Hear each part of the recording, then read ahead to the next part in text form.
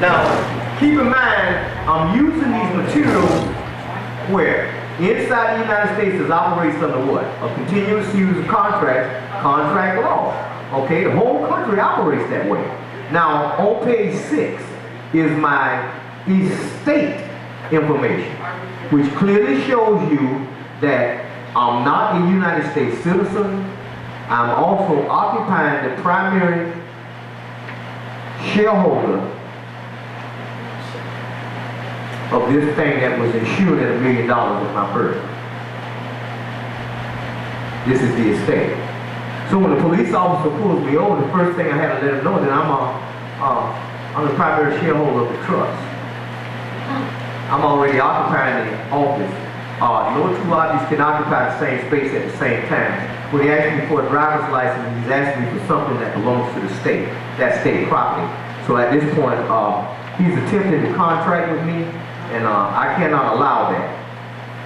This is what my estate letter looks like. That's in the hands of the Postmaster General, the Governor, and the Attorney General.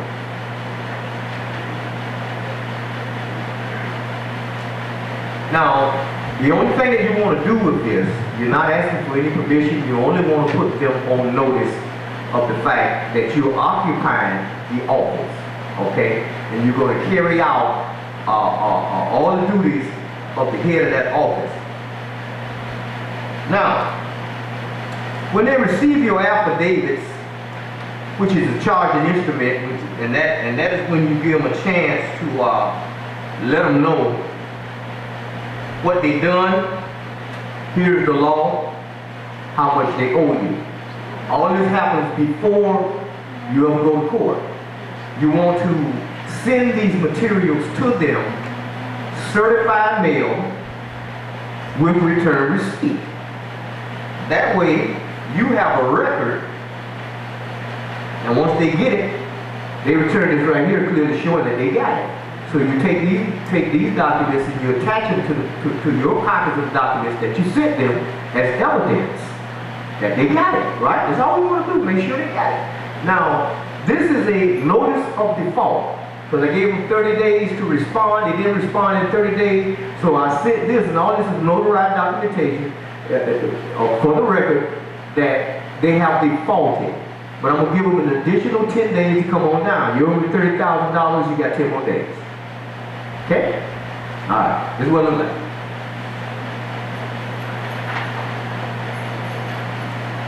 Alright, now, let's say that we get what Sheriff done like he tried to do me. He run over there on Bay Millers and got a lawyer. And they sent me a letter saying, well, you owe the sheriff for some ticket. I said, really? Who are you? So what I did was, I created a system called Put 'em on Blast. Now, what that is, I'm going to show you what it is.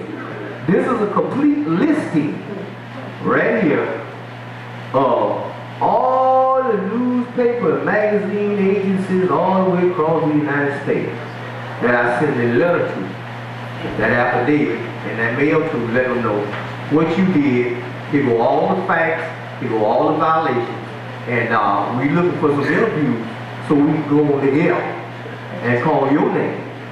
Needless to say, I didn't hear nothing on the people out of there. But this is what the blast letter looks like. Yes, sir. This is light. Okay, now,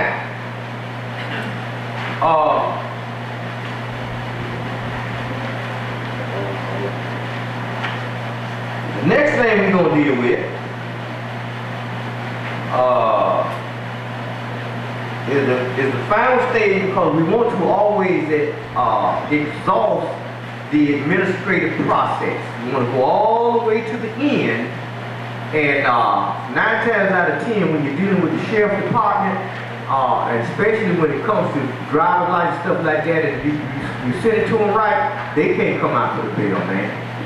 So therefore, what I usually do is I'm already asking for $4,000 a point. I send you a 31-point affidavit that's 31 times $4,000. and I'm asking you to put me on what's called a no-stop list. If I take my tag off my truck or car and I get out there on that road, all your contractors need to know it's me. You remember me? Remember the mail? Okay, so this is a notice of default with dishonor. Okay?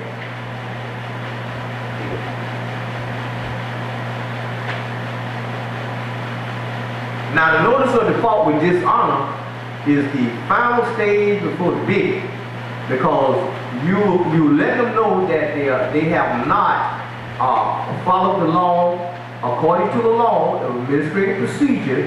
By law, they have to respond. Otherwise, every one of those affidavits that I gave you automatically stands as truth. If I say you broke the law by cutting on your lights on me, declaring an emergency, and there's absolutely no emergency, you cannot provide me with the name of the company that's paying me to drive, and you are declaring an emergency and there's no injured party, okay, I'm charging you $8,000, $4,000 a piece. So that means that if you don't respond to that affidavit in 30 days, that affidavit stands as true. Now that's their law. That's, you know, see, we know how to play football. We know how to play basketball. We know how to play golf, checkers, chess, cards. We know all of these things. But I like the best game in town, called the law game. And sometimes I don't even go outside. I beat them. They call me. I got a call out of Chicago. This lady said, you messing up everything up here. I said, well, what happened? I was the teacher at the school, and that lady, them people, they sent me that letter, and they say that you was the one who taught them all of this stuff. Nobody look about y'all. I said, well, baby, I'm sorry. I said, but from what I understand, y'all will not treat me, little girl, right. She had gotten information out of my library, and y'all was trying to teach her that Christopher Columbus discovered America, and materials that were in my library stated otherwise, and y'all want to make her pick up paper and all of that kind of stuff. Now, okay, this document right here is the one that I use on the sheriff, right here. So now, when I get in the car, they see everybody, but for some reason I become invisible. I was driving a female friend of mine's car the last time they stopped me, and she says now they always ride up behind me and ride up real fast and then stay right on my bumper, and then the next thing I know they either turning off or backing up. I said, well, they thought you might have been in me. This is what it looked like.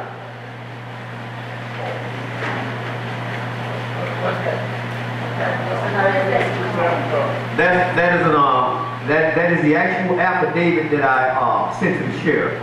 That's the original real deal right there. Yeah. This calls them to that document there calls them to not stop me anymore. Speeding, stop sign, nothing. None of that.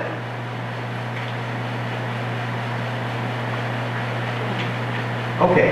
Now, the reason I'm showing you this here is because once you learn the rules of this game, then you don't have to hire a lawyer.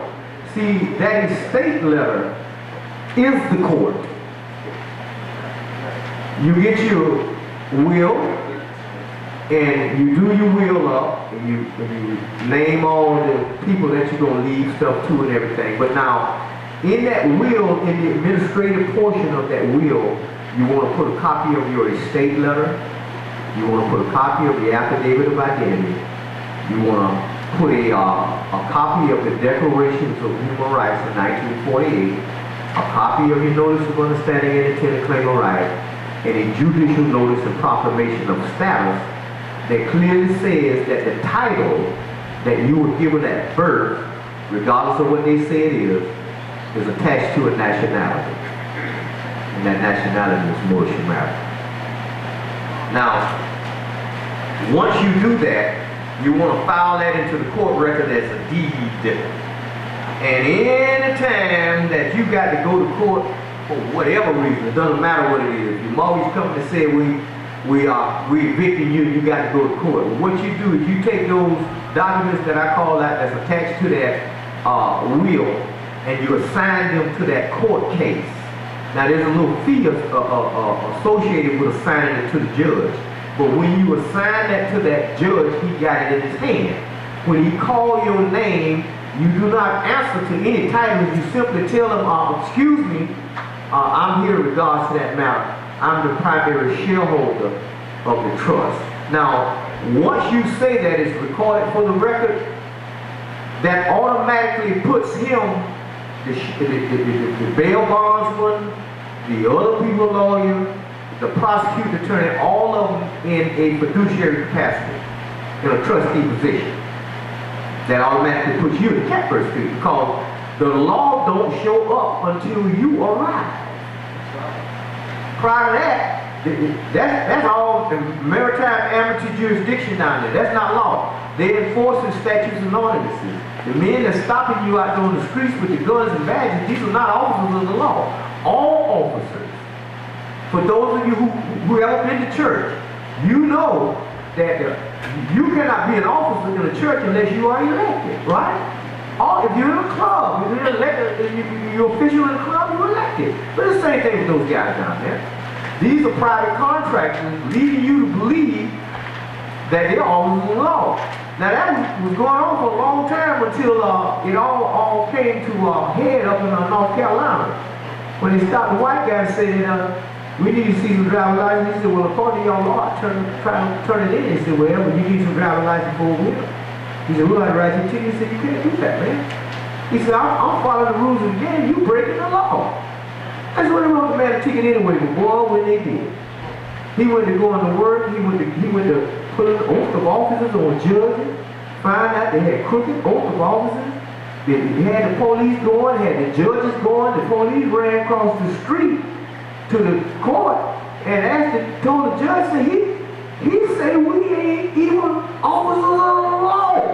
The judges told him, you ain't, and you better get everything out your name because he gonna fry you.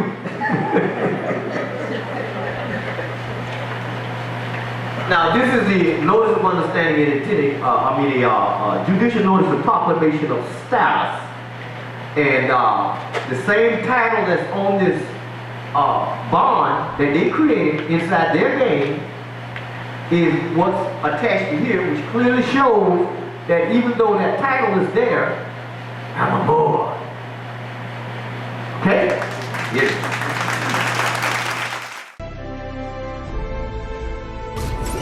You're watching NBTV. TV that's fun, entertaining, athletic,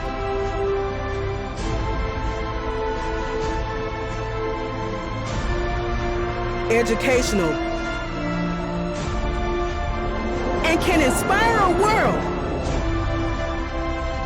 That's NBTV. TV that cares. I come here tonight and plead with you. Believe in yourself and believe that you're somebody. As I said to a group last night, nobody else can do this for us. No document can do this for us. No Lincolnian Emancipation Proclamation can do this for us. No Kennysonian or Johnsonian Civil Rights Bill can do this for us.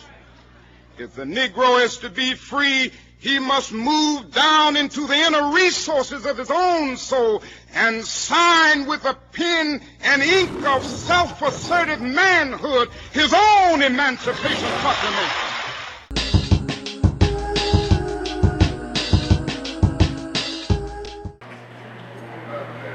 Thank you, Mom. Everybody good? Yes. So we thin it out a little bit, but it's okay. Keep in mind what we're here for. Today, we've learned a few things before I bring up our final public speaker. After this public speaker, the camera will be shut down, and then we're going to go into a private conversation. Okay, no cameras, just us talking. All right? There will be no streaming live and all that. This will be done after our final one. Something I was talking to the brother back that came from LA when I wanted something real simple. When we say we're public and we're private, we tend to think that just because we say it's private, it's private. But when you're dealing with stuff at law, you have to express it or imply that it's special. Not private, special. General and special. You make general deposits in the bank, and you make special deposits. If I just talk to you, this is a general conversation. But if I imply to you that this is a private conversation, now it's special. It's above the general conversation. Just keep that in mind, general, and then keep in mind general and special. What's up, brother? Man, from my gym. See, you didn't even know. Do not go anywhere. Also, tomorrow will be Dr. Ali Bey. Also will be Sumbi Amna and myself. I'll close out a summation about what exactly we will be applying. Look at it like this. This is a very large investment group, okay? I didn't say some of the Washita Moors, because how many people showed up. I didn't say some of the Moorish Science Temple Moors, or I didn't say Moorish Summit. I said some of the Moors. Y'all came. You figured out, I can fit in that. If I said black people, come on out, let's unify, make some money, and build our community. I had like 6 people. I said all the black churches. Nah, we got this. Black churches make $3 billion every Sunday. Every Sunday. And it's not being redistributed to the people that's, I don't know how much the temples make, but I know it ain't $3 billion. So we got to get in the business of doing business with ourselves. It sounds like a cliche. But trust me when I tell you, it is not. Sunday, we're going to close it out. Monday, we're going to go to work. We're going to work Monday. Phase 2 is August 17th. But we'll have communications and other things set in place in between now and August for those that want to be involved with this. And it's not a small field. I'm going to tell you what I noticed with our people here. Not just here, but people in general. We love magic. We like that instant microwave solution. But when a man say, listen man, put your money up and let's go buy some bricks and mortar. How much that is? How long that's gonna take? Even if the plan is laid out. But if I say, hey, I can curate right there. Boom! That right there. Look for the equity, man. Look for the sweat equity. And I'm not just saying doing something for free. There's a maxim, he who seeks equity must do equity. And this is why I'm telling y'all to look at equity when it comes to the courts of law. All equity is 63 statutes and codes at law. There's only 20 maxims in equity. All laws are built off of equity. Common law runs hand in hand with equity. Those maxims are based off of ancient African or Kemetic principles called Ma'a. Right? That's all Ma'a was based on, building a better human being. Because if I made him better, she made me better, we got a good society. See, we won't have an issue with anything else. Also, the high priest, I'll be touching on this. Well, I don't want to get into it, but understand the role of high priest of ancient Kemet. Okay, they had a. What they said, y'all.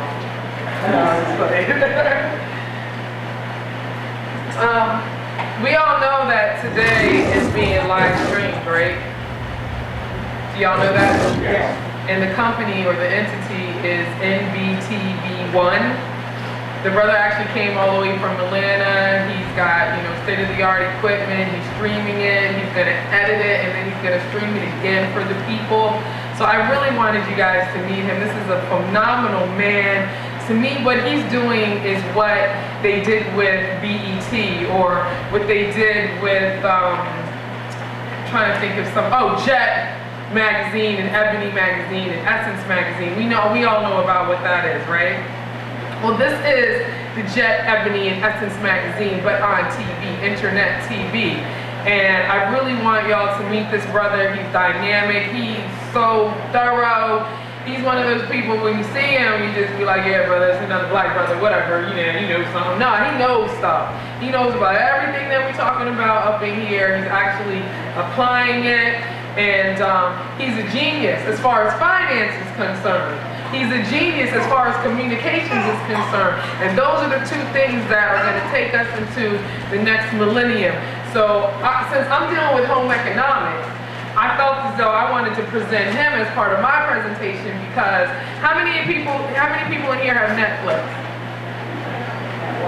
Netflix, buy Netflix. Okay, I have Netflix too. Like if it's late, I'm paying it immediately.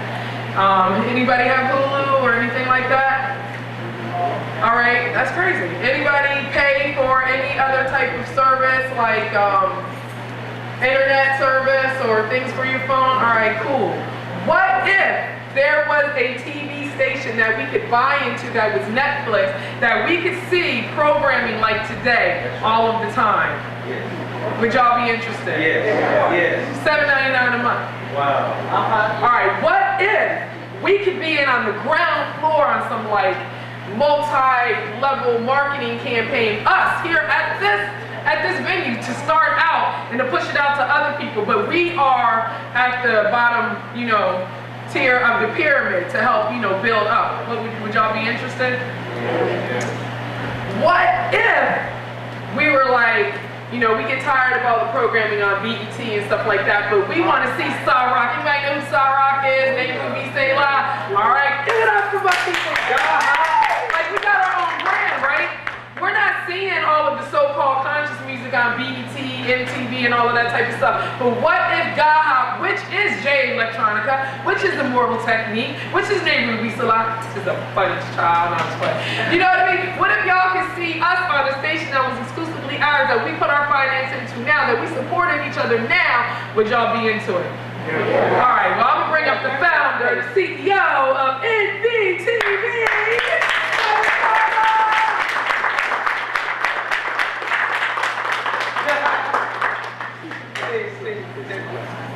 Hallelujah. I come to you by way of Atlanta, Georgia, of course, and the president of the CEO of NBTV. Before I begin to speak, I'm going to ask my elders for permission to speak.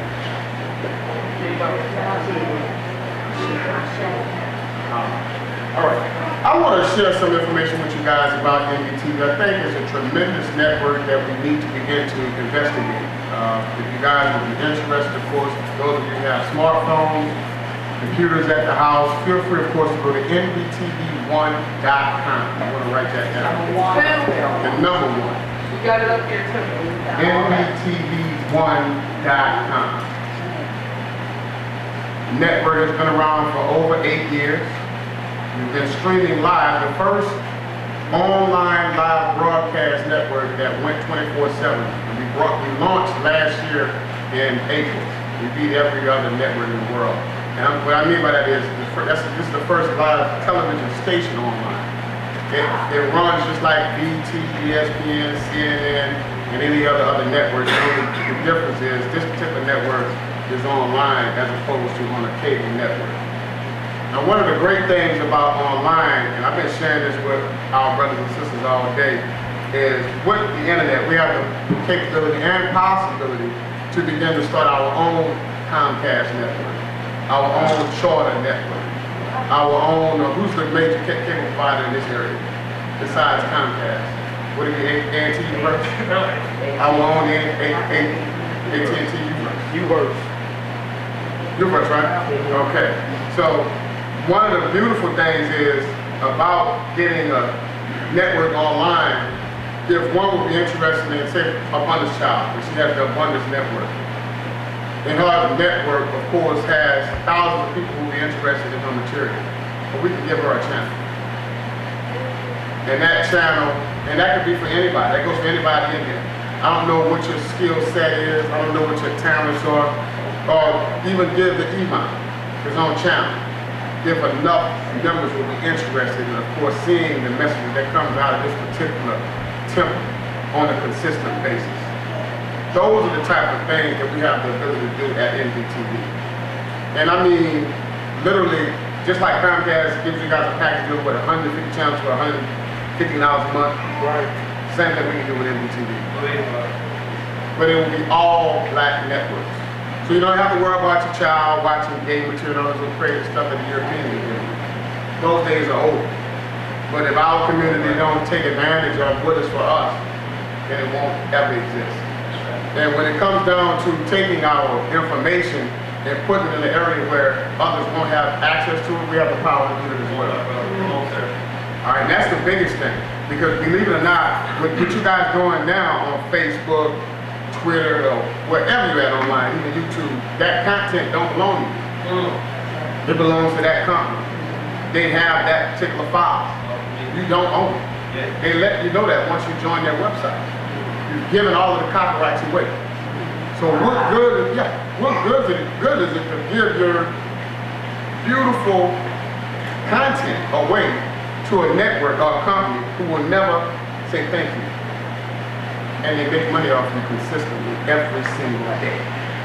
And they don't even tell you thank you. Not only that, they never even donate to any of your children's institutions. Never. And they never will. They just take. Now when will that end? How long will we just give ourselves to others without asking for a penny in return? That has to be a problem with us in our mind. I don't know if you guys saw the movie Django. When that actor, I don't even know his name.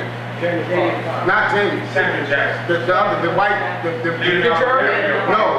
slave master, the last one. Leo Catactual. I can't even pronounce his name. Anyway, he made an analogy about our brain. I don't know if you guys right? He said we are in a condition of consistent servitude.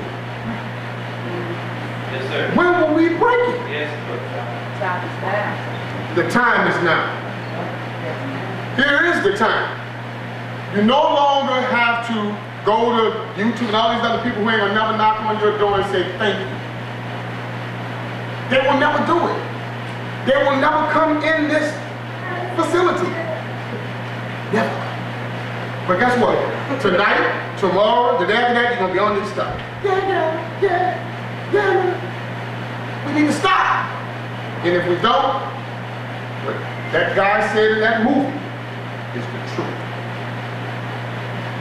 Something in our brain that forces us back to our quote-unquote masters. At what point will we say, no, I'll do it after I do it. I'll with it. I'm with it. When are we going to say that? I'm with it. When are we going to, no, I don't want to be a part of you. I'll do it after. But we don't have to. And I'm telling y'all, as sure as I'm standing here today, this network has the capability of being just like Comcast. And even more. Even more. I mean, we can interview any leader in Africa Africa or anywhere in the world right now, live, on NBTV while we're having this particular initiative, while we're having this event. And that's just from the communication standpoint. It goes off into mobile phones and everything. $7.99 a month. That's peanuts. I don't know how much you're paying to just live in this little crazy place. I don't know what it is. I know it's more than $7.99 a month. And guess what? Your community is not getting that money. Those other people are, who will never donate back to your people.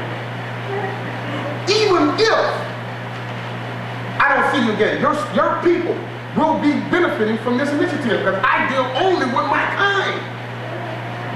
It's only in our best interest to invest back in our own. There's no way around it. And I'm only doing the 799 initiative so we can bring others. We are part of this great particular initiative so it can become an empire. Believe it or not, Africa, and I will stress Africa. They don't even understand communications till well we can understand communication. And I'm talking about the leaders. And they're filthy rich.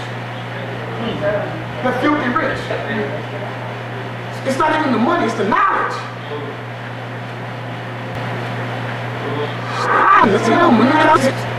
It's not even the money, it's the knowledge. Let me say this to you guys before I leave. I don't want to be too long. And I will bring this young man up. Mark Zuckerberg. This young man grew up poor. Listen, guys. This guy was given his first $1 million by the owner of an internet corporation who allowed him to go to Bill Gates, who gave him $250 million for his so-called idea. Now, we can't do that in our community because I've tried it and we don't have people to put that kind of bread to this and get it off the ground.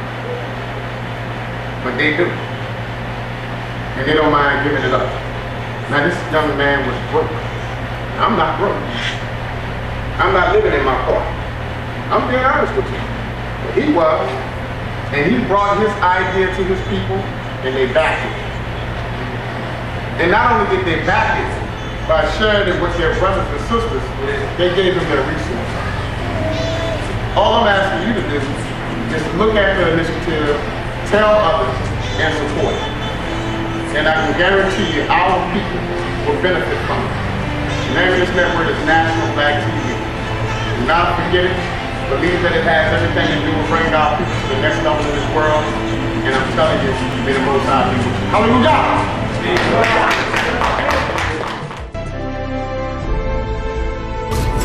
You're watching NBTV. TV that's fun,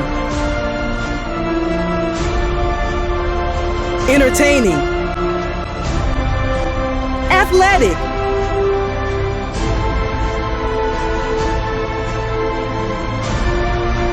educational, and can inspire a world. That's NBTV. TV that cares. Ethnic struggles and class struggles are realities. And until we recognize that these are realities and they are realities that we have to confront and deal with, we will be victimized by the realities that we seek to deny. And to a great extent, the thrust of this country has been to get us as an African people to deny reality, has been to get our youth so caught up in music and so caught up in clothes and so caught up in wishful thinking and so caught up in multiculturalism that they will not recognize the realities that are going on in the world.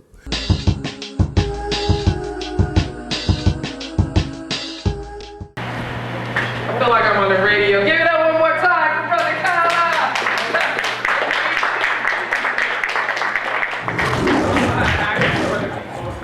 If I get like, I don't know if this is gonna work.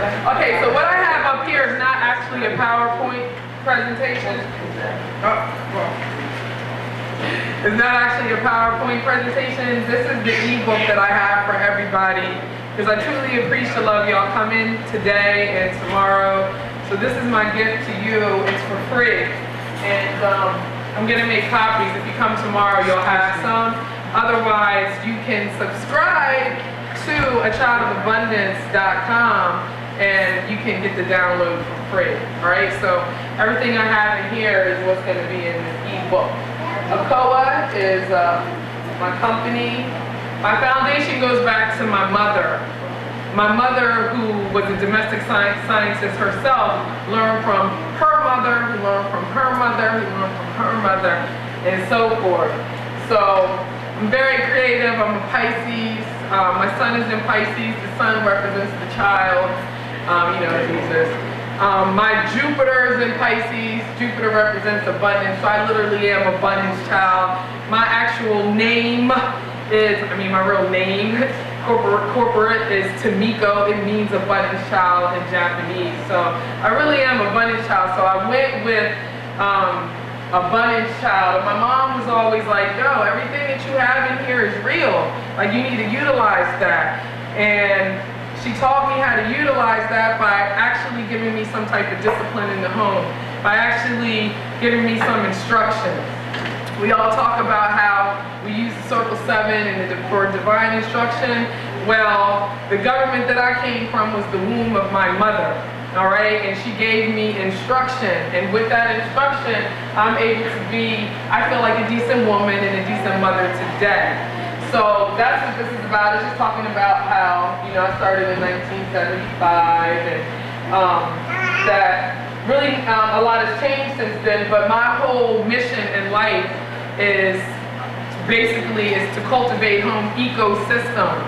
And I'll get into what that means a little bit later. But basically, home ecosystems is a scientific endeavor where we can cultivate the home as the chief or primary business. And my target are single, family, low-income women, because 75% of the women that look like me are raising children by themselves. Why? Because their moms raised children by themselves. And before that, we understand how our past plays a role in what we're doing today. So that's why I'm targeting those single-parent female households. And I really want to teach women how to cultivate their beauty from the inside, take their passion, utilize it, get some instruction in your house, govern your mental, go out to the other people who are doing the same thing, like minds, keep your circle nice, keep your circle clean. If you don't deal with sisters that got a lot of problems with their men, don't deal with sisters if their house is dirty and you go to their bathroom and it's dirty like that. Just keep it real clean. And I mean that, like, we have to really, really step our game up. And I learned that because my mom was like, you have to clean the bathroom. When I mean clean the bathroom, you take the lid off the sink, you need to clean up underneath there, you need to clean behind there, all of that. There better not be any dishes in the sink when I go to bed. Matter of fact, all of that. I used to be like, oh my God, I'm a slave. And I found out what that meant because I had to run a household later on in my own life. So, ACOA is an acronym for a child of abundance, all right? ACOA is a part of the trust, which is abundance child, because I was created as a child of abundance by the Most High. So every entity, every idea that I had, I created real estate with that, all right? I created a social network empire, all right? And I created all these children of abundance. So that's what ACOA stands for, all right? So ACOA is one of the umbrella organizations that's about building home ecosystems. And, let me go back. So basically, with ACOA, one of my passions was, I really, really like to eat good, all right? Like, I'm not a skinny vegan or anything like that, so I want to eat what my mama made. My mom made, like, short ribs, slow cooked all day. I don't necessarily want slow ribs, but I'll take a nice root and put it in some like cooking wine or some natural anything, and let it cook on low all day with some fresh onions and all types of stuff, because I want to eat like that. I really like ribs, macaroni and cheese, and greens, but I know I'm not gonna eat I'm not eating pork or anything like that. I'm totally vegan and completely alkaline. So I'll do some candied butternut squash and some kale or something like that, and I'll, you know, barbecue some mushrooms.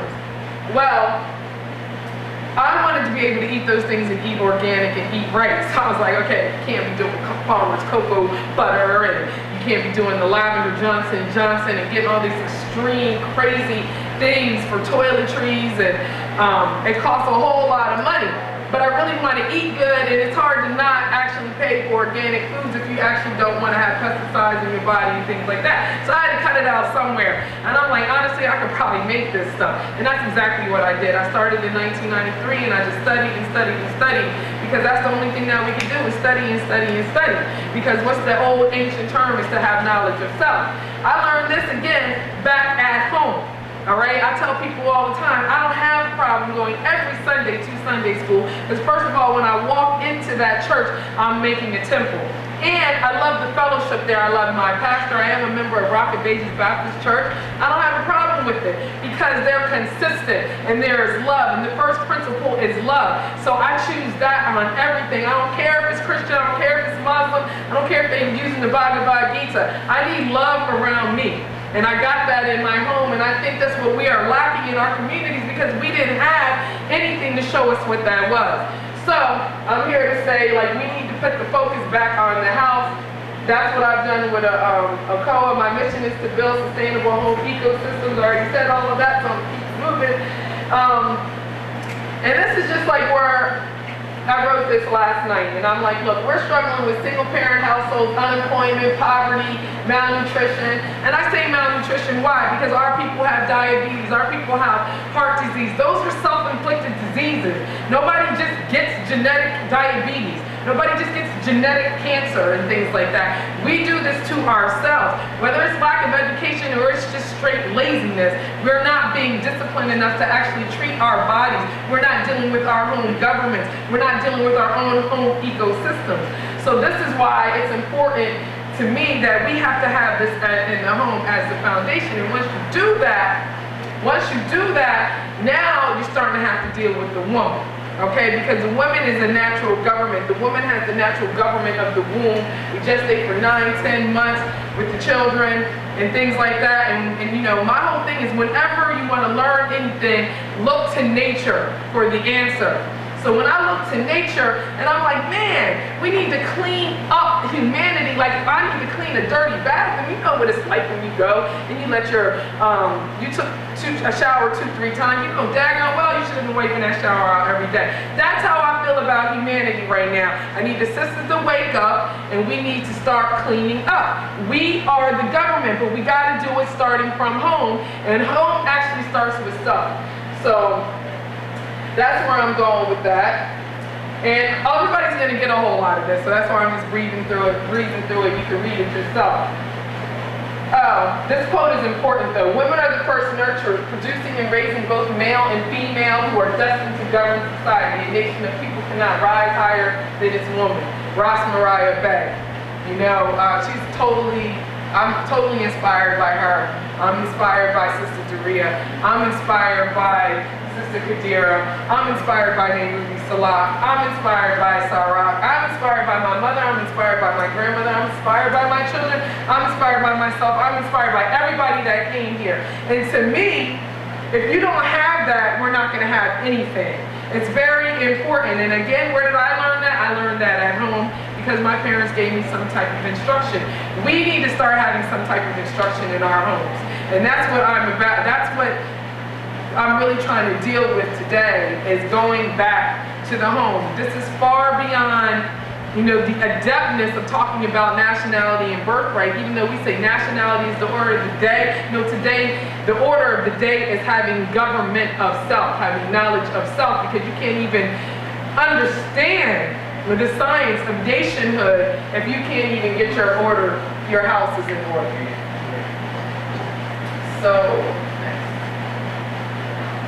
So home is emblematic of the moral authority of the woman in government. And a lot of times, I'm gonna be honest, I am a woman, so a lot of times I'm speaking to the sisters, so this is not to disclude the brothers, but I really feel as though in order for us to accomplish any of the things that we're talking about today as far as economics, that woman is gonna have to be in a certain place that she was destined to be naturally, and she's gonna have to be protected, all right? So this is why, again, it's important. So when you're dealing with the return to the home, it's a return to our connection to humanity, because it forces us to wake up the woman. Yes, a woman's moral authority is in alignment with an in-depth understanding of domestic science, which allows her to walk through this wilderness of colonial patriarchy and clean it up as if it's a dirty bathroom. I talked about that earlier. Y'all know what I'm saying when I say colonial patriarchy? All right. So cleanliness is next to godliness. A lot of times when I've talked about home economics on my show, people act like I'm talking feminist talk or things like that. I'm actually not. This is humanist talk. And for anybody, again, that is in the state of mind of the colonial patriarchy, you're going to look at it like I'm just saying women should be in the home. And you take it as a negative thing. Yes, I'm saying women should be in the home. That's what I really think, and that's what I really feel. And I understand where we are right now, but just because you're not physically in the home doesn't mean that you're not mentally in the home. Because what's deep is that we can have 9-to-5 jobs, right? But we don't have a man. But we love our 9-to-5 job. That boss, who's usually an Albion, European, Caucasian, dead being, has a lot of things to say to us, and we yes, all day. But a man has something to say to us about maybe how we dress, about maybe how we talk to him, and we want to, come back with the attitude and things like that, but we don't disrespect that person who gives us the finance. We need to have our state of mind on the home, because at the end of the day, the only reason that we're truly here, sisters, is to bring forth new life. And we can't do that if we are outside of the state of mind of the home. And what is the home? When you lay down and you have a contract, because yes, everything is a contract with the man, and you create a new seed, that is business.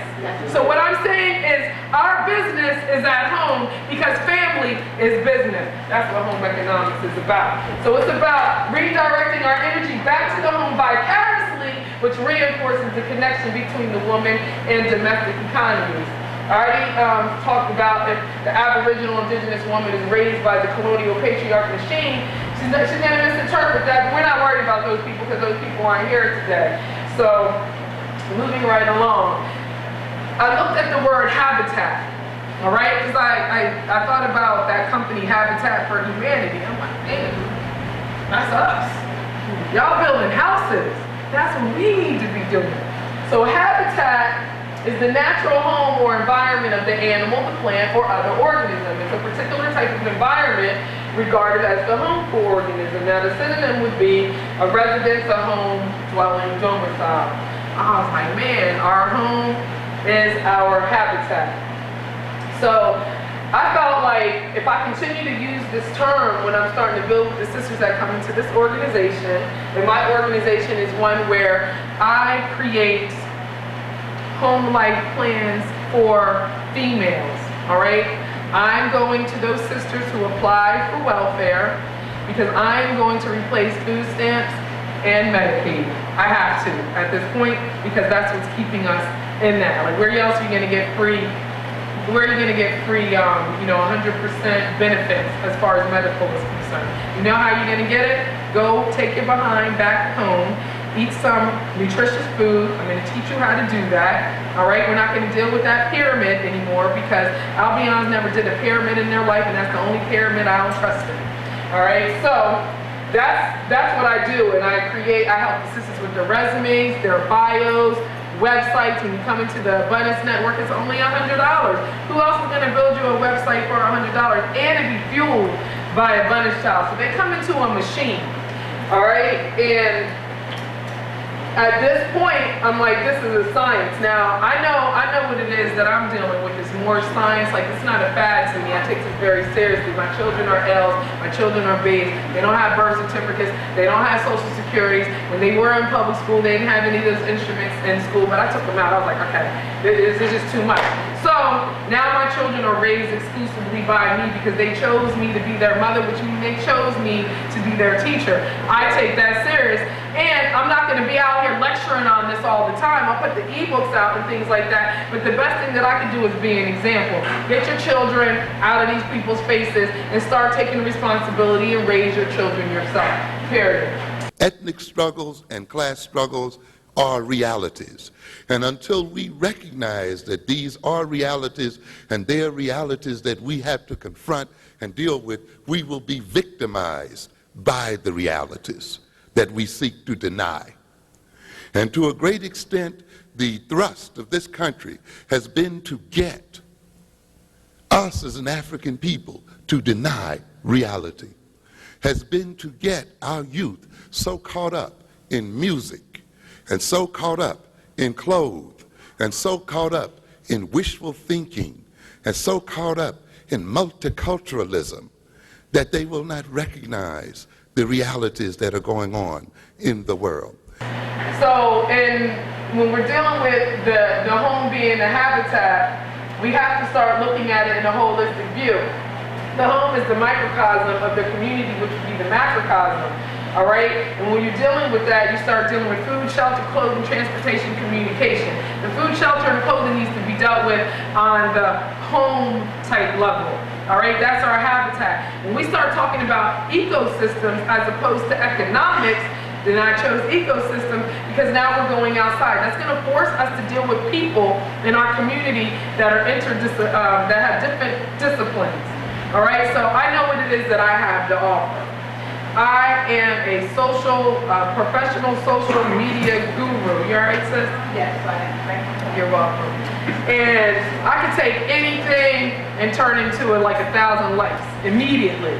That's just what I do. I've been working on that forever. I understand social media. Some of the brands that I work with that you might be familiar with are God Hop Movement, Guerrilla Republic, Worship Divine National Movement, the Girls Society, Abundance Child is a brand. Like, that's actually a company. It's not like, you know, I'm up here representing my company. I'm not up here as Noble El Empress Tamaray Bay, Grand Governess of the Meximore Empire. Abundance Child is an entity. I only deal with the public and the public. All right, so that's what I have to bring to the table. I also have the Abundance Network. If you feel as though you have something to bring, come on over to the Abundance Network because you can't do everything. I'm going to build you a website. I'm going to do it for $100, but you got to let me advertise. And that's like, you can advertise all you want, but I want to advertise on there. All right, so all that traffic draws people to what? To everything that I'm advertising. Come on over here, sisters, and get your information on learning how to be a domestic scientist. I'm going to teach you basic things like child care. I'm going to teach you how to eat appropriately. And of course, I have an entity for that. It's called Drop Squad Kitchen. You can go to dropsquadkitchen.com, and it's unapologetically healthy. What's unapologetically healthy? Soy-free, gluten-free. What else did I tell you? Dairy-free, meat-free, sugar-free. Unapologetically healthy. We're not messing with these people anymore. When I say I was done, more science was the best thing that ever happened to me in my life. I'm trying to tell you, I thought that I knew everything. I was like, you know what I mean? Under the Abundance Child brand, you couldn't tell me anything. And when I found this science, it was like, I'm done. This is it for me. So this truly is a scientific endeavor when I am calling our sisters to come back home. It's coming back home in a spiritual way, in a mental way, and definitely in a physical way. And when I found out about more science, I was like, I'm done. I don't want to have anything to do with these people, their colonization, their schools, and their food, the way they dress, anything. Like, I'm just done, and I'm going to get up and I'm going to talk about it every Thursday night, 8 p.m. Eastern Standard Time, blogtalkradio.com/abundance. That's just what I do. And you know why? I do it all from home. Like, I don't have any extravagant anything. I spend 80 hours a week. We talked about this yesterday. I work for my family business. I'm proud of it. It's wintertime right now. My mother owns an ice cream store. She can't afford me. She pays me $25 every day, cash, because she can't afford to do it.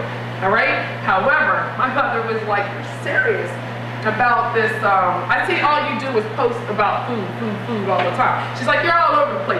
Abundance Network, Girl Society, you're trying to do too much, you're trying to do everything. I'm like, but I'm Abundance Child, Mom. Nah, but you need to have some stability for those girls. I can't use some stability. You need to have some stability. I'm grown, 37 years old, I'm grown.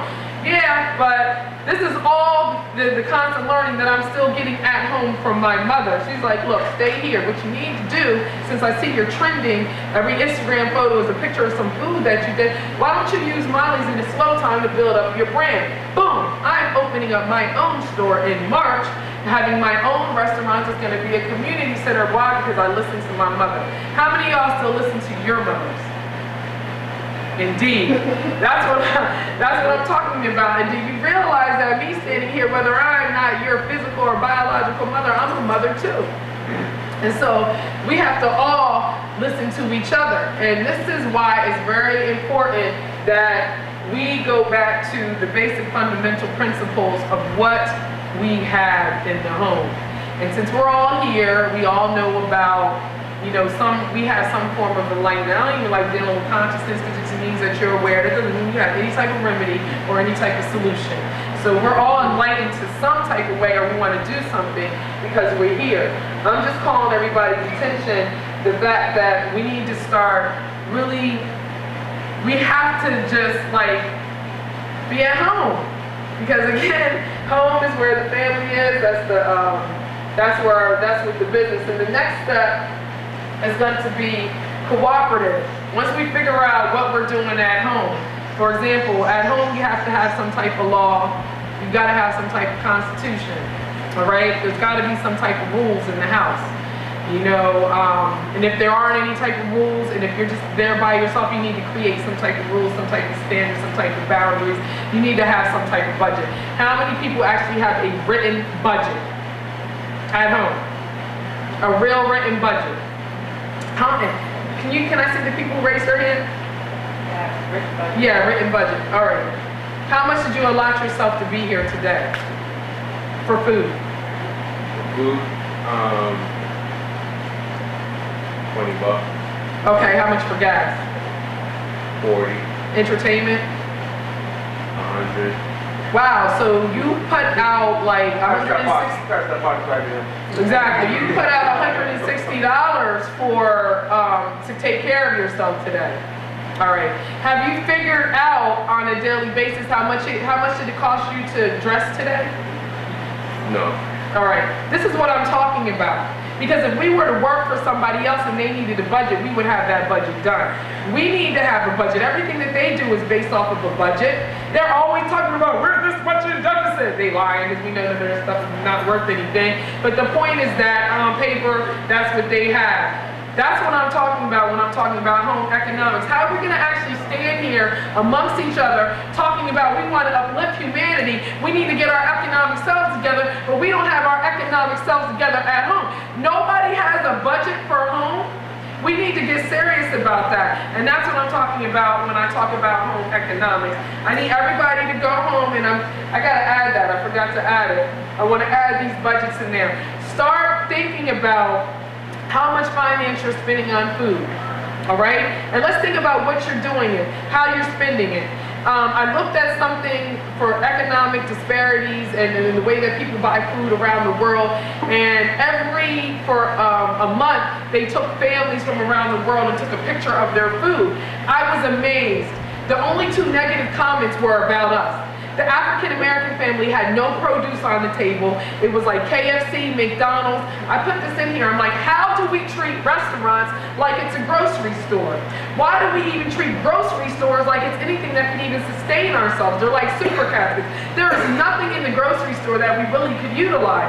What we need to be doing is getting with these black farmer associations and getting with the local produce people who have less pesticides in their stuff so we can actually get the benefit from the food that we're eating. That's actually going to take some of our food down, but we won't know anything about that if we're not having healthy eating habits or if you don't have a food budget. If you're really serious about economics, you have to have some type of budget. It's like if you're serious about credit, you have to know who you owe, all right? So this is what I want y'all to get together whenever you get a chance. When you're serious, put together a budget for your food, your shelter, your clothing, your transportation, your communication, cell phones, internet, and education. Okay? If you want to get really elaborate, you put one in for health and for sex. All right, all of those things are very, very important, and let's stop acting like sex is not important because that's how we all got here. You've got to allot that, because all of the time, which is energy, is actually something that is supposed to be budgeted in. Because everything that we're talking about here, you have to have a time budget. How much time do you spend? Does everybody know how much time do you allot yourself every day to read? How many Muslims are in here? Moorish American Muslims. How much time do you allot yourself every day, Sister Daria, to read the Circle 7 Quran? Every day, I was reading my day, so I take at least 15 minutes. That needs to be in your time budget, okay? Because time is so-called money. I mean, it really is. All right, when I say that I spend 80 hours on my entities, I mean it. I work for money when nobody's looking. So I talked about this before, why the restaurants treated as grocery stores, blah, blah, blah, we can keep it going. So this is my way of showing you how to start creating a healthy home habitat in your own domicile. You can keep it in. This ebook that I have is completely packed with mad information for you to start saving money right now. We say that we want to be economically independent from these people. We're going to have to give up something. We're going to have to actually give some stuff, like to NBTV, maybe pay into an investment club or something that we'll probably talk about tomorrow. I'm willing to do it. I might not have like $6 to do every day, but I might have 50 cents. But I'm going to be committed to do whatever it is that I say I'm going to do. So these are some of the things that can help. How many people use toothpaste?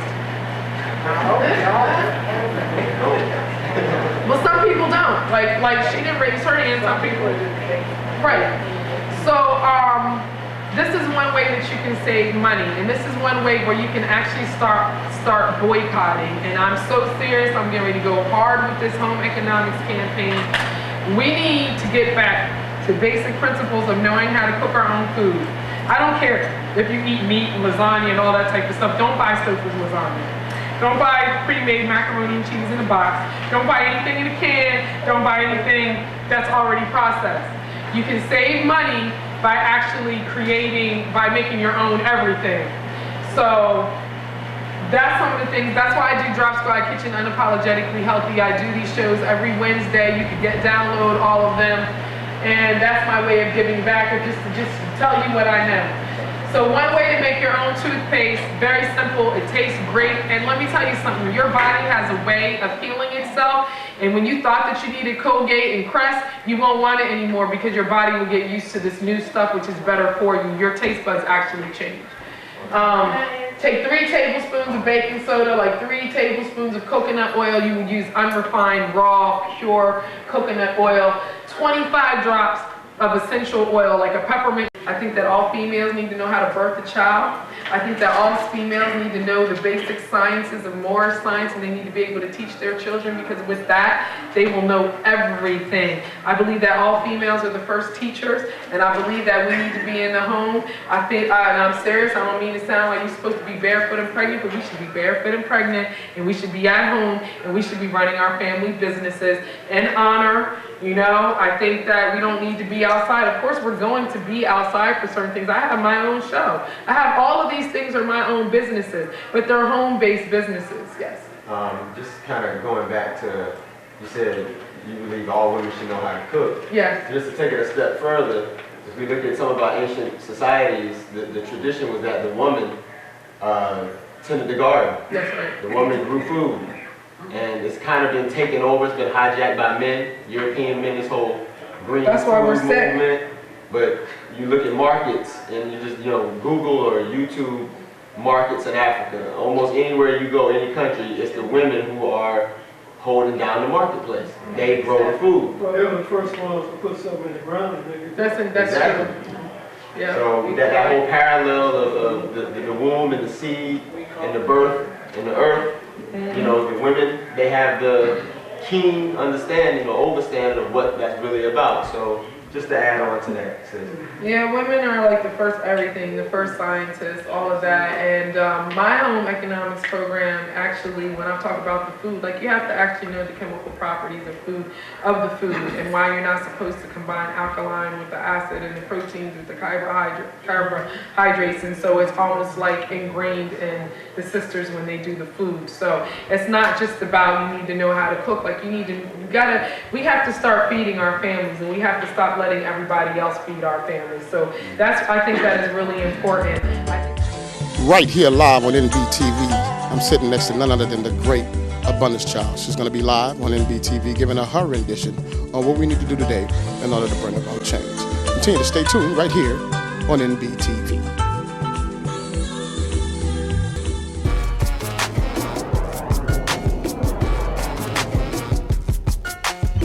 You're watching NBTV, TV that cares.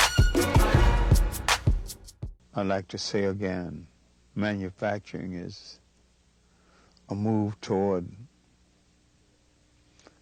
nationhood, toward the restoration of self-reliance and the management of nations and the maintenance of nations.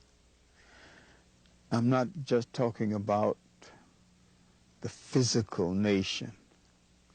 I'm talking about the nation frame of mind that is portable, that you can take with you wherever you go. You've got to either have the nation or the nation frame of mind in order to be whole and secure and not forever dependent on other people to maintain you. The African indigenous community throughout the diaspora is strong. We are the alpha and we are the omega. I think that we often get depressed because we feel like we're so oppressed, or we don't actually have a fair chance because of a lot of stuff that happens to us in the past. But I think right now is a very, very strong moment for us, because for some reason, something that's in the ethers, people are starting to awaken, and we're starting to realize, like, look, this has only been a few hundred years. It hasn't been thousands and thousands of years since we've been down. So I think the African and indigenous community throughout the diaspora is coming together. We're starting to unify and we're starting to wake. Something's about to happen. One of the major problems that confront African Americans, Aboriginal indigenous people, obviously, are economics, are finance. And a lot of these things stem from the fact that we don't have a family structure. There's not a mother and father in the home. There's no government.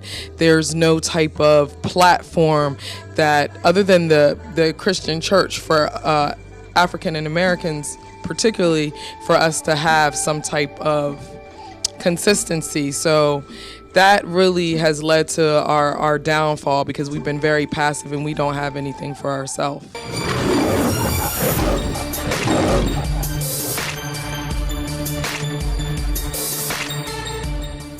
I think some of us will continue to do what we need to do to maximize our opportunities.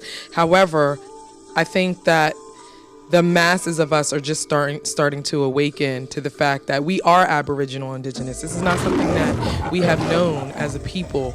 So some of us, I do believe, are going to be able to move forward and break outside that colonial patriarch paradigm that we have been conditioned to experience. Now, I can't say everybody else, because we do have Barack Obama as a president. Things like that are a distraction for us, so it keeps us continuing that colonial patriarch paradigm, which is not something that is Aboriginal, indigenous to our people. It is not in our best interest to be a part of the voting process here in the United States of so-called America. By voting, we continue to participate and to uplift that paradigm, which is totally oppressive, it's totally inorganic, and it is not something that has ever been for our people. It actually supports the genocide of our people. We have got to come into our own. you know, similar to a time where we were prior to integration, where we didn't have anything else, and so we were self-reliant and we did for self. We need to go to that type of state of mind. What would be the best government for Aboriginal and Indigenous people throughout the world? I think that we've always had monarchical type of governments throughout the world, where we've had many different dominions, empires, and kingdoms within those territories, and we had some type of leadership. And that leadership were in consortium with other leadership throughout the diaspora. I think that would probably be the best. I'm not interested in a lot of these things that are inorganic, like democratic and the republics and things like that. I think that we need to go back towards monarchies and really start dealing with our bloodline and our pedigree and our descent as a way that we govern ourselves. In order to enforce that actual reality in today's society, we're going to have to step our game up as far as in the home. We're going to have to recognize the home is the first government. It's the government of self. From there, we will be able to be interactive with other habitats and other ecosystems, with other people who are doing the same thing, and we'll be able to come together on a collaborative effort with different disciplines so that we can deal with issues of food, shelter, clothing, transportation, and communication. It's not until we start having knowledge of self and who we are, we start educating our children from the inside out with no extra help from any of these oppressive entities, where we even understand government. Until we govern ourselves, we're never going to be able to actually govern ourselves as a community. As a people, the first thing that we have to do is love. Love is the first principle. Without love, nothing else is going to be able to exist. That's my word for the people. Love instead of hate. I'm Abundance Child, the Grand Governess, your home personal economics teacher. I'm a mother, and just want you to check out my network whenever you get a chance. It's the Abundance Network on blogtalkradio.com. You can also visit me at abundancechild.com and achildofabundance.com. Peace.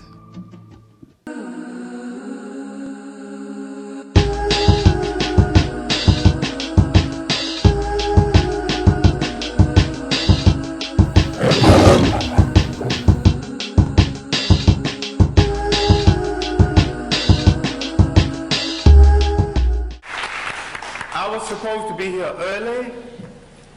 They gave me another assignment. They didn't pick me up to go to the assignment. I followed their instructions and waited at the hotel.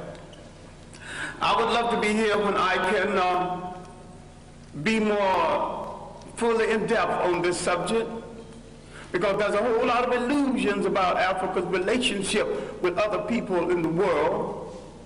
There's a whole lot of illusion about our relationship to the religions in the world. And these belief systems that had its origin in Africa, all of them, and there is no exception, turned on African people. I said there is no exception. And there's one thing you have to get through your mind and keep it. Nothing that ever came from the European mind was meant to do anything but facilitate European domination of the world. And I said there's no exception.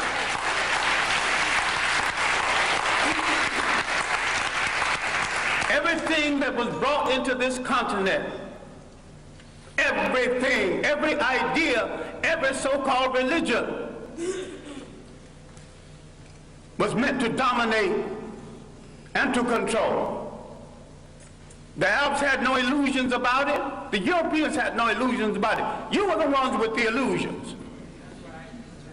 And yet every element that went into the making of every major religion in the world started in Africa.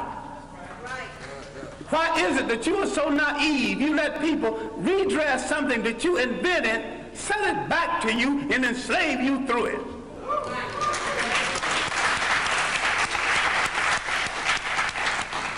I'm saying that all organized present religions are male chauvinist murder cults. And I say there is no exception. Why I wanted to be here early, I wanted to deal with our relationship with the people of the world and the fact that we created peaceful nations that had no word for jail because no one had ever gone to one. No word for old people's home because no one ever threw them away, grandma and grandpa. No word for orphanages. We did all of this, and over half of human civilization was over before we knew that a European was in the world. Before he wore a shoe or lived in a house that had a window. Now, Africa has always and still is the prize for the whole world. We as a people have always been the world's richest people, culturally rich, mineral rich. We have always been the prize because we have always had and still have something that other people won't, think they can't do without, and don't care to pay for. Because we have always been the prize, we have been under siege for over 3,000 years. Nothing that ever brought into Africa from the outside was meant to do the Africans any good. That means all other religions. Islam was the handmaiden of Arab imperialism. Christianity was the handmaiden of European imperialism. The Hebrew faith was the handmaiden of a concept called the chosen people. Now, if God is kind and God is merciful and God has no stepchildren, he won't choose one over the other. And to say he chose some people, you're making him a bigot. And to say that he endorsed enslavement of one people over the other, you're making him an accessory to murder. The Arabs used Islam to rationalize their slavery and their imperialism. The Europeans used Christianity to rationalize their slavery and imperialism. Who are you kidding about friends in the world? Damn it, if you want a friend, look in the mirror.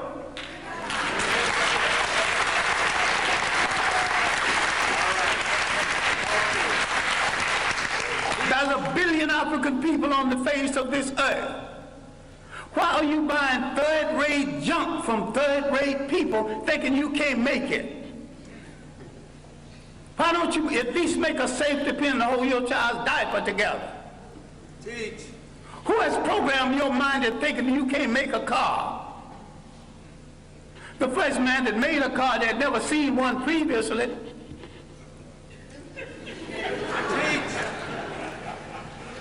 The Japanese bought cars, bought locomotives, broke them down and studied them, and had a Japanese technician produce each piece, put it together, and had a much better train than the one they copied from.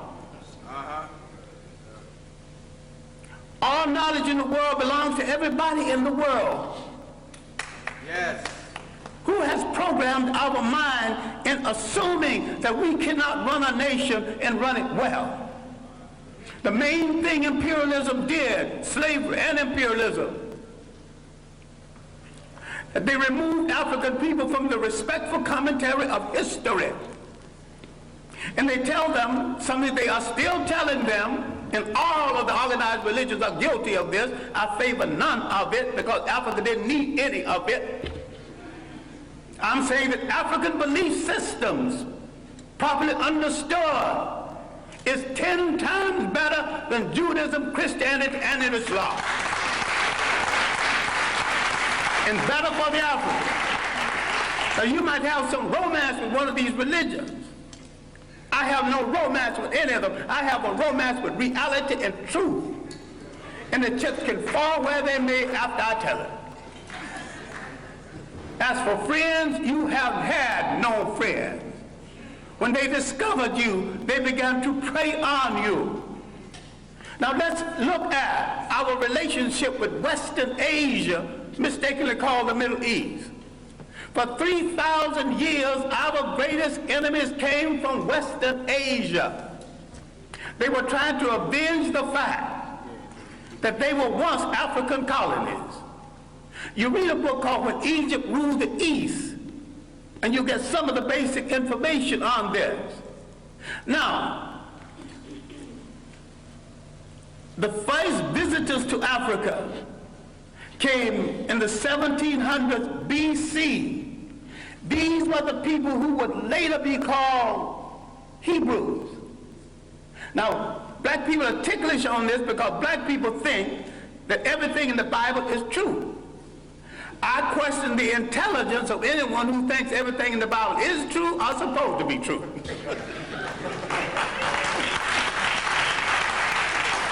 It's allegory, stories told to illustrate a point at a time when there were very few people reading books. And most of what went into the making of the Bible was copied from Egyptian texts. Now, if you want to get so dewy-eyed over the Bible, which is a carbon copy of a carbon copy, why don't you go back and read the original Egyptian text?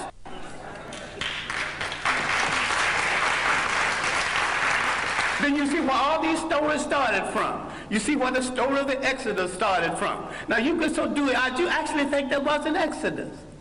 These people walked into Africa. Why couldn't they walk out? Why did they have to go by sea? Why did the sea have to part? If you read Egyptian literature, you will discover that the whole story of somebody parting the sea started with about 3,000 years before the Hebrew entrance. I should not use the word Hebrew entrance, but the entrance from Western Asia. Now let's get one thing straight, because black people are confused about all religions. Now, I'm not against any religion. I'm a very spiritual human being. I just don't need a preacher to preach no 10 Commandments to me when he's a backslider going with some other man's wife. I'm intelligent enough to pick from the 10 Commandments, not commandments anyway, but they were omissions of purity at the great school at Luxor, the great African training school. All right, now, let's get into this Western Asia.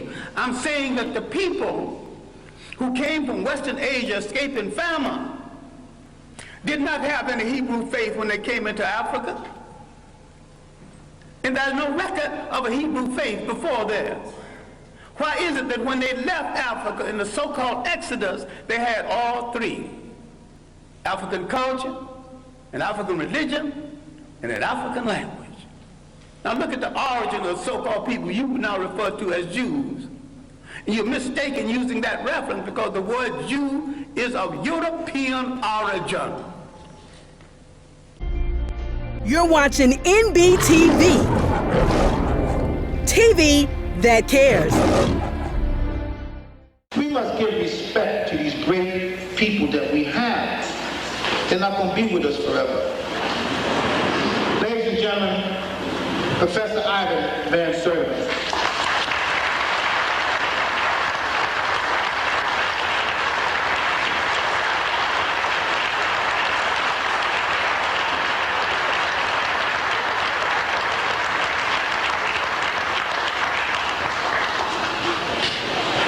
This is the second in a series of 3 lectures on science of Africans and African Americans. Today, we are dealing with the science of the Moors. Who are the Moors? This is one of the most difficult of historical questions, and in fact, this is the most neglected chapter in black history. When the generals were surrendering, the Moorish generals were surrendering in 1492, the very year Columbus sailed to the Caribbean, a painting was drawn of these generals. These were the Almohade generals. The Almohade, the fourth of the last of 4 dynasties in Spain, had come to an end, had come to grief, in fact, in their last stronghold, Granada. And when the Castilian Spanish were defeating the Moors, a painting was done of the defeat, and there were black generals surrendering. What were they surrendering if they were not in charge? The story of the Moors, however, is extremely complex. But before I begin to talk about it, I just want to say something that fills me at the moment. Because one of the things that I remember is the way I felt after I'd finished writing They Came Before Columbus. I had spent 7 years, and even though I was teaching, moving about, etc., I literally lived in that book. I lived in my head. for 7 years. And coming out of it was very strange to me because I was looking at people differently, I was looking at a great lot of things differently, and I was not surprised that I was attacked. And I responded with great force. I don't know where my attackers are now. But one thing that struck me with tremendous force was the feeling of absolute loneliness. I knew very few of the people here. I did not know much about. I never met Ben Yochanan. I had met, I think, John Clark. I never met Chancellor Williams. I had read his work, etc. But I had lived in isolation. In order to do my work, I lived in total isolation. I had a habit from early of cutting myself off for years without seeing anyone.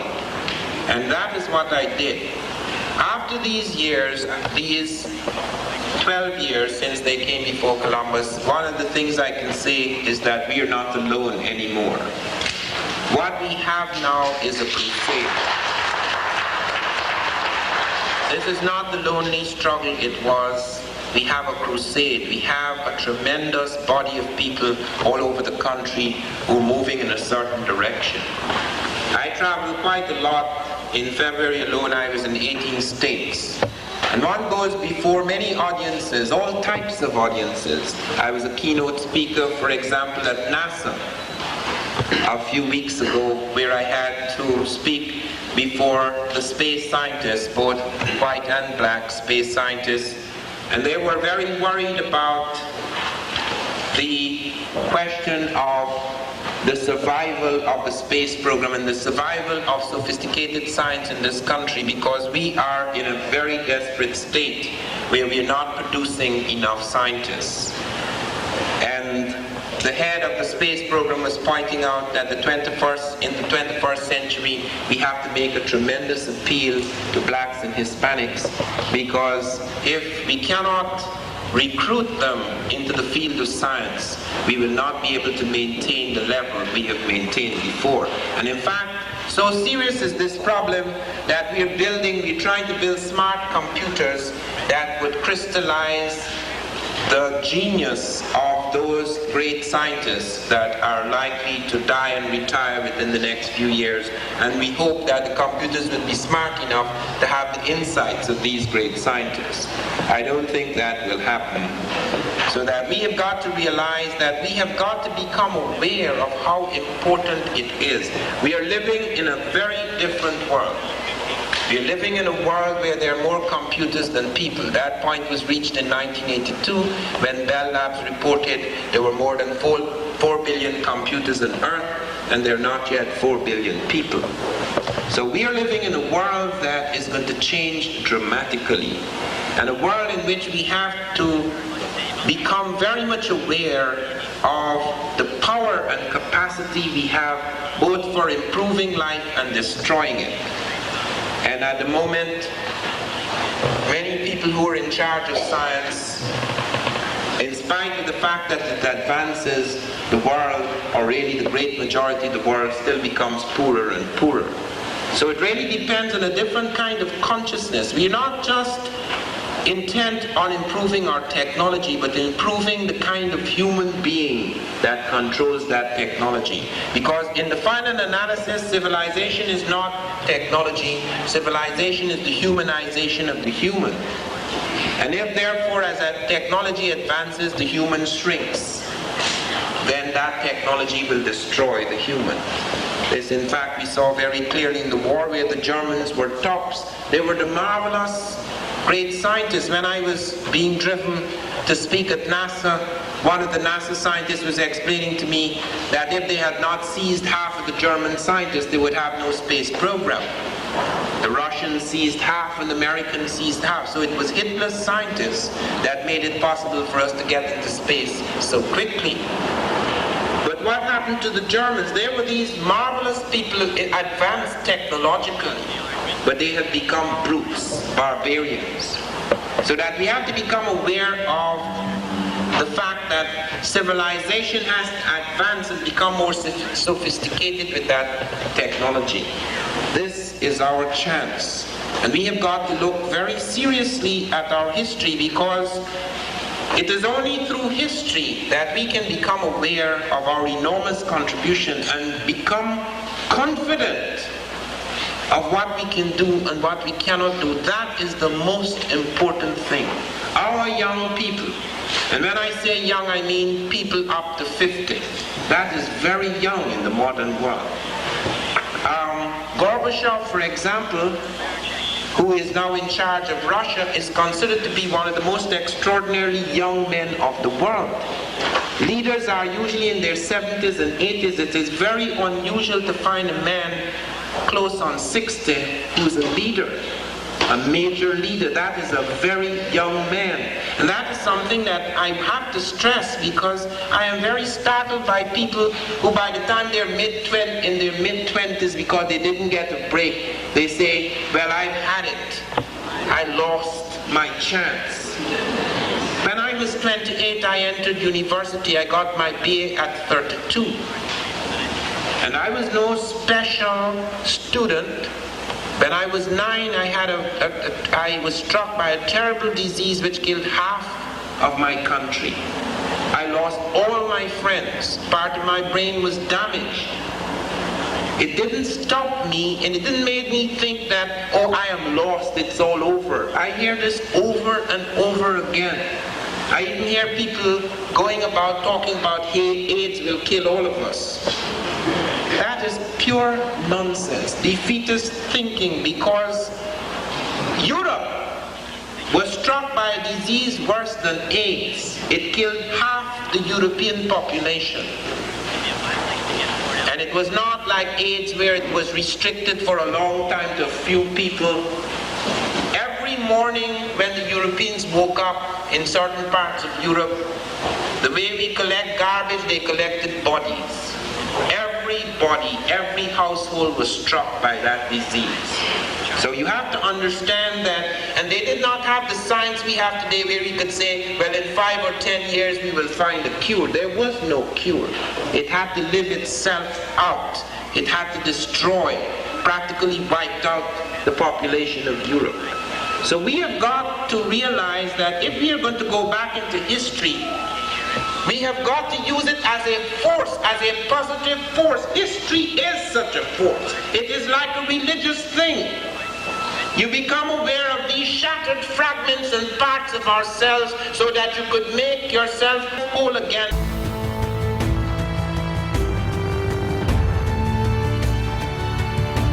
I'm saying that separation is the best and only solution.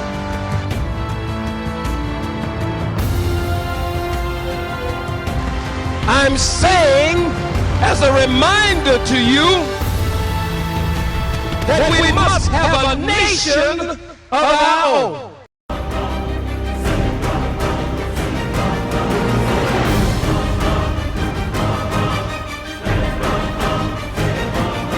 Any use of this video broadcast without NBTV's express written consent is prohibited.